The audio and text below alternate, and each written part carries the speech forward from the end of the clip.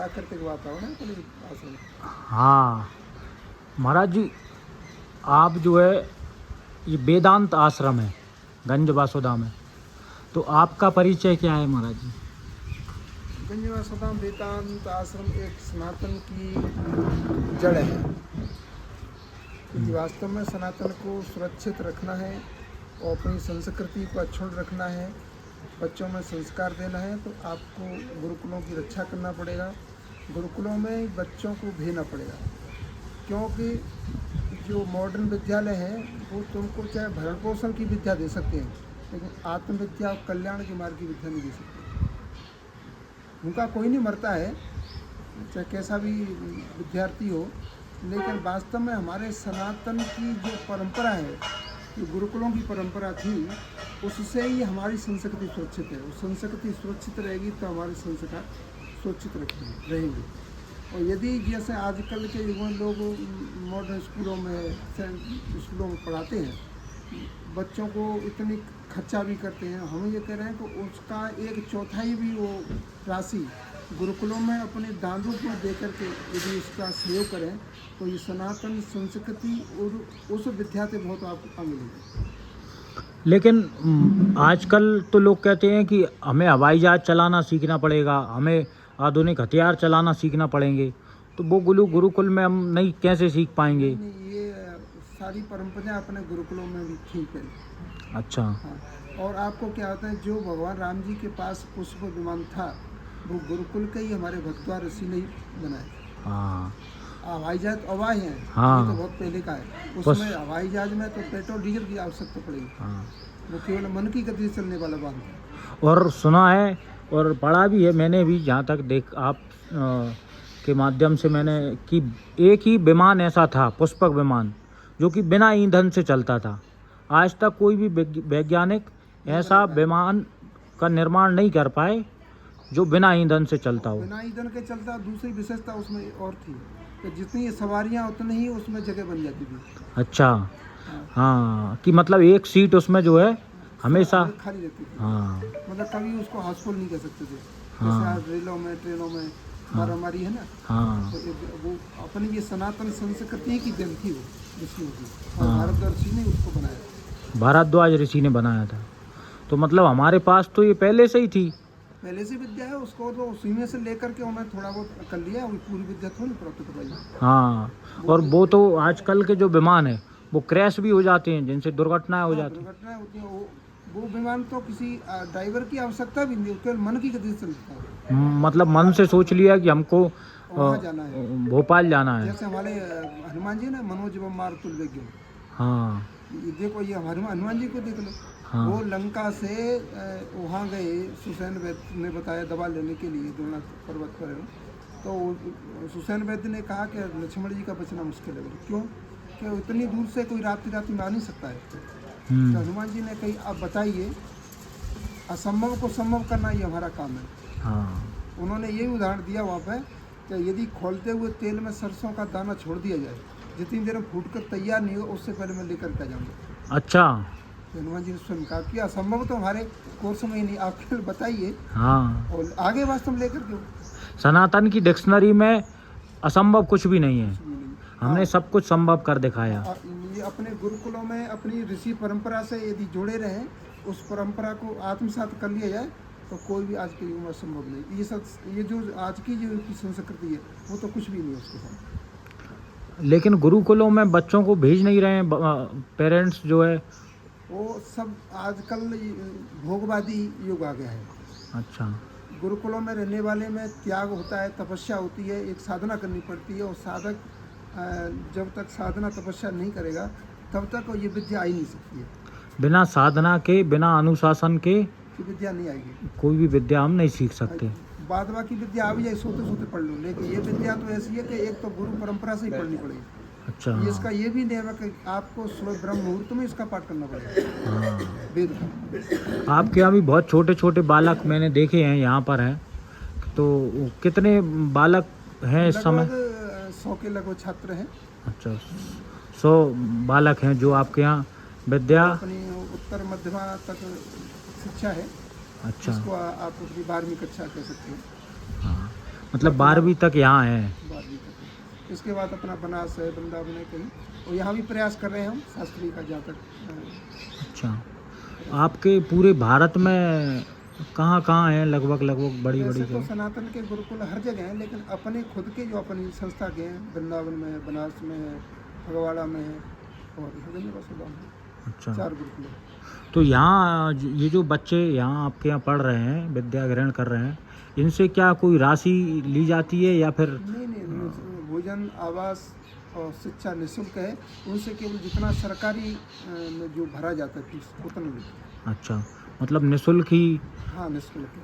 तो ये तो बड़ा कठिन है गुरुजी कि इनका इतना भरण पोषण करना, और फिर कठिन तो नहीं है, पर वो आपको पहले ही होता है कि संभव कुछ नहीं है।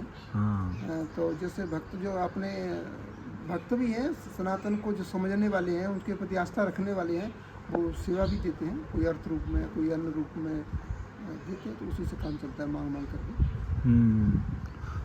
कुल मिलाकर के गुरुकुल में बच्चों को आना चाहिए, हाँ, गुरुकुल क्योंकि में हमारी संस्कृति को जीवित रखना है और उसको आगे बढ़ाना है, उसको यदि संस्कृति को अक्षुण्ण रखना है, बच्चों में संस्कार देना है, अपने जितने वेद आदि परंपरा को रखना है, तो आपको गुरुकुलों की तरफ आना ही पड़ेगा। अन्यथा ये सब धीरे धीरे विलुप्त हो जाएगा। विलुप्त हो जाए तो व्यक्ति पशुपति जीवन हो जाएगा। अच्छा, हाँ, यदि वास्तव में मनुष्यता में जीना है, तो आपको गुरुकुल पद्धति अपने सनातन से ही सीखना पड़ेगा। अभी जो हम देख रहे हैं हमारे देश के अंदर कि हमारे ही देश में कुछ लोग हमारे हिंदुओं को मारकर और हमारे हिंदू बहन बेटियों को नोच करके भगा रहे हैं, उनकी ज़मीनों पर कब्जा करने के लिए उनका पलायन करा रहे हैं, तो उनके लिए क्या ज़रूरी है? उनसे कैसे निपट सकते हैं? उनको तो वो उनकी वृत्ति राक्षसी वृत्ति है, तो सनातन वो अपनी सनातन से बिल्कुल जुड़े नहीं हैं, और वो शांति प्रिय व्यक्ति नहीं है। जहाँ तक वो उनको समझा करके कानून से यदि हो न, फिर उसके लिए हमारे जैसे भगवान राम जी ने युद्ध से बिल्कुल दूर रहते थे, प्रथा का बाण नहीं उठाते थे। लेकिन कोई हैवानियत आ जाता है तो भगवान राम ने इतने ब्राह्मण पर वो बाण नहीं उठाते थे, लेकिन रावण ने जो आतंकवाद किया तो पूरे उनको कुल को विनाश कर दिया। तो आपके गुरुकुल में क्या शस्त्र की विद्या प्रदान की जाती है क्या ये बच्चों के लिए? अपने पहले तो अखाड़े जो होते थे अपने महात्मा को, उनमें जो लाठी चलाना, भाला चलाना, अभी आपने कुंभ में देखा होगा, हाँ, जो महात्मा लोग अभी लाठी है, फरसा है, वो सब चलाते हैं, तो अभी वहाँ सिखाया जाता है। जैसे आपकी पीएससी होती है, जैसे महात्माओं की एक फौज होती है, इसको नागा बोलते हैं। हाँ, एक मेरे दिमाग में और लोगों के दिमाग में एक ये रहता है कि ये जो नागा बाबा आते हैं हमारे कुंभ में, ये हमें सिर्फ कुंभ में ही दिखते हैं, इसके बाद ये कहाँ चले जाते हैं? जैसे पहाड़ियों में, जंगलों में, अब तपस्या में रहते हैं उतने समय तक। मतलब मैंने खुद ने भी किसी नागा बाबा को कुंभ के अलावा कहीं और नहीं देखा। नहीं, वो समाज में नहीं जाते, वो केवल कुंभ एक उत्सव है, ठाकुर जी का उत्सव है, तो उसमें ही आते हैं। 12 वर्ष के बाद दिखाई देंगे आपको। बाद बाकी अपनी जैसे उत्तराखंड में किसी जंगल में अपनी अधिकांशतः उत्तराखंड में ही रहती है अधिकांशतः। अगर ऐसी जो लड़ाई की संभावना ये जो बन रही है और यह हिंदुओं की रक्षा के लिए, क्या फिर वो लोग निकल करके आएंगे नहीं क्या? आएगा, वो तो पहले विशुद्ध में भी उन्होंने एक बार सामने किया है। मथुरा के लिए शायद लड़ाई लड़ी थी उन्होंने। तो जब फौज नहीं काम करती है तो नागा ही फिर सामने आती है। तो आप उनको भी सब कुछ सिखाया जाता है, अच्छा, ना हथियार वगैरह चलाना, फरसाए, लाठी है, और वो पहलवान भी करते हैं, तो उनके अखाड़े भी होते हैं। मतलब आधुनिक हिंदू की रक्षा के लिए फिर साधु संतों और नागा बाबाओं को निकलना पड़ेगा। अरे क्यों नहीं, वो तो हमारा सनातन है। विश्वामित्र जी ने तो चिंता की थी, गाद तनय मन चिंता व्यापी, चिंता हुई कि राक्षस लोग यज्ञ नहीं करने दे रहे, तो भगवान राम जी के पास गए, तो राम जी ही आकर के उन्होंने, राम जी ने सब उनका विनाश किया। तो जो आतताई है, आतंकी है, तो उसको मारने में पाप नहीं लगता है। हाँ, भाई हमारे सनातन को वो नष्ट मत तुला है किसी व्यक्ति को हमारे, तो उसको यदि आपको नाश भी कर दोगे, उसको मार दोगे, जैसे जज है वो फैसला दे देता है कि इसको फांसी दे दी है, तो उसको पाप नहीं लगता है, क्योंकि उसको वो अपराध के अनुसार दंड देता है। उसने अपराध किया तो उसका धर्म है, राजा का अंश होता है देश में, तो उनको मारना पाप नहीं है। तो अंततः क्या आपको ऐसे भारत में जो स्थिति निर्मित हो रही है, क्या अंततः शस्त्र ही उठाना पड़ेंगे? हमारी जो संस्कृति है उसमें 4 नीति है, साम दाम और दंड भेद। पहले सामान्य समझौता शांति से बात की जाती है। जब नहीं काम, जैसे हमारे रावण के पास पहले हनुमान जी गए खोज लगाने, हनुमान जी ने समझाया, नहीं रावण माना, फिर अंगद को भेजे एक बार पुनः शांति प्रस्ताव लेकर हाँ, के। लेकिन नहीं माने। अरे दुर्योधन के लिए उसमें भगवान कृष्ण गए शांति दूर बन करके। तो शांति से काम नहीं चलता है, साम दाम, तो अर्थ से चलो, अर्थ से निपट लो, खुद दे करके समझौता कर लो। जब वो भी नहीं माना दुर्योधन, तो फिर उसको दंड देना ही पड़ा। लेकिन अभी तो हमने एक हमारा हिस्सा था, बहुत बड़ा हिस्सा और बहुत सुंदर हिस्सा था, जो कि आज हमने 1947 में दे दिया है। आप उसे अर्थ समझ सकते हैं या फिर वो अर्थ समझ सकते हैं, लेकिन वो अर्थ किसी का लक्ष्य तो हो, हाँ, किस कारण से दिया तुमने वो? तो वो जो हमारा विभाजन हुआ हमारे देश का, वो सही था क्या? वो तो इन्होंने दबाव में आकर के या जैसे भी किया होगा, उस समय इनकी क्या मानसिक परिस्थिति रही होगी, हालांकि वो इनको देना नहीं था उस समय।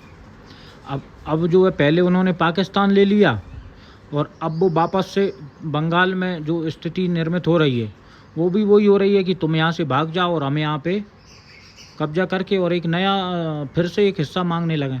नहीं मांगने लगे तो क्यों? राजा को संतुष्ट नहीं होना चाहिए। राजा को अपने राज्य के लिए चाहे कुछ भी करना पड़े, असंतुष्ट हो राजा नष्ट हो। गुरुजी, ये जो हमारे हिंदू हैं, इनकी जनसंख्या भी तो बहुत कम हो रही है। हम लगातार कम होते जा रहे हैं, वो बढ़ते जा रहे हैं, और उसी का एक कारण ये तो हिंदुओं को सोचना चाहिए कि यदि तुम्हारे पास, तुमको ये सोचो कि तुम्हारी जनसंख्या बढ़ेगी तो कहाँ से आएगा हमारे खाने पीने को? अरे जिस भगवान ने संतान, सब ईश्वर का ही तो अंश है। जब उसने हमको पैदा किया, संसार में भेजा, तो व्यवस्था भी वही कर देता है। आपको केवल प्रयास करने पड़ेगा, साधना करनी पड़ेगी। आज के युग में इतने भी उद्योग हैं, व्यापार है, कोई ना कोई आज कितना भी जनसंख्या बढ़ेगी, लेकिन भूखा नहीं मरा, अन्न की पैदा और अधिक होने लगी है। हाँ, जब जनता नहीं होती है तो फिर साधन भी नहीं होते। जहाँ अधिक जनता होती है वहाँ साधन भी जुट जाते हैं। अब जो हमारे यहाँ तो बच्चे दो ही अच्छे वाला जो नारा हमारे पूर्व की सरकारों ने चलाया था, उसकी वजह से बच्चे दो ही अच्छे होने लगे हैं। लेकिन अब जैसे गुरुकुल में हमें एक बच्चा देना हो, तो जिसका बच्चा एक ही है, एक लड़का एक लड़की है, तो वो फिर कैसे दे पाएगा? नहीं, क्यों नहीं दे सकते? क्या गुरुकुल में क्या बच्चा केवल आपको विद्वान बनाने के लिए, उसको संस्कार देने के लिए रखा है? जरूर नहीं वो साधु बन जाए। अच्छा, हाँ, वो पढ़े लिखे, उसके बाद अपना सनातन का, भक्ति का प्रचार करे, देश में विदेश में कहीं भी। लेकिन ये जो कम हो रही है जनसंख्या, ये तो हमारे लिए दुखदाई हो चुकी है। इसी प्रकार यदि ध्यान नहीं दिया गया हिंदुओं ने, तो एक दिन वो आ जाएगा, तुमको यहाँ से खदेड़ दिया जाएगा, फिर क्या करोगे? अब जैसे बंगाल से खदेड़ कर यहाँ लाए जा रहे हैं, अब ऐसे यहाँ स्थिति हो जाएगी फिर एक दिन। फिर अंततः जाएंगे कहाँ? इसलिए तो पहले से सचेत होकर के इस बात को विचार मंत्र करना चाहिए सबको। हाँ, क्योंकि ये आप ये नहीं सोचना कि हमें क्या लेना जाए, चलो हम सुरक्षित हैं, लेकिन कब तक सुरक्षित रहोगे तुम? कोई ये समझे कि हमारे पास तो चलो बंगाल में हो रहा है, लेकिन एक दिन धीरे धीरे वो यहाँ भी आ जाएगा। क्योंकि तो विस्तार होगा, जब उनको एक जगह नहीं रोका जाएगा तो उनकी हौसले बढ़ती जाएंगे। आपका ये जो गुरुकुल है, इसमें जैसे कोई कुछ अर्थदान या कुछ भी करना चाहे, तो उसके लिए क्या कोई अकाउंट नंबर या नहीं, अपना ट्रस्ट है। अच्छा, संस्था है, रजिस्टर्ड है, हाँ। विद्यालय का रजिस्ट्रेशन है और संस्था का रजिस्ट्रेशन है। तो एक समिति है उसकी, तो उसकी जो दान राशि आप दोगे, आपको रसीद मिलेगी। अच्छा, और आपको टैक्स फ्री भी है, जैसे आपको क्या बोलते हैं उसको, हाँ, टैक्स फ्री वाला भी है, जी 80-12 क्या बोलते हैं। हाँ, हाँ, तो कोई अपनी ही सेवा दे सकता है, अर्थ के रूप में, राशन के रूप में, जैसे भी वो उसकी संतुष्टि है। मैंने सुना है कि कई लोग यहाँ पे भी, ये जो बालक हैं, ये जो शिक्षार्थी हैं यहाँ पर, उनके लिए भी कई लोग भोजन कराने के लिए या गेहूँ या ये भी करते हैं। हाँ, कोई जैसे भंडारा कराता है, हाँ। तो कोई या तो राशन ले दे जाते हैं बनवा, या अपना कोई रसीद जैसे किसी को देना है, हम तो रसीद कटा दिया, बाद बाकी व्यवस्था हम कर लेते हैं उसकी। आपके इसका पूरा नाम क्या है गुरुजी? इसका, इस संस्था का नाम है श्री रामानंद विश्वकार्णी परिषद। अच्छा, रामानंद विश्वकार्णी परिषद, वेदांत आश्रम, गंजवासी। हाँ, तो ये जो आपके गुरुजी हैं, ये मैंने सुना है कि अमेरिका में वो भी जाते हैं और वहाँ भी शिक्षा प्रदान करते हैं लोगों के लिए। तो देखो यही तो गुरुकुलों में आपको क्या मिलता है।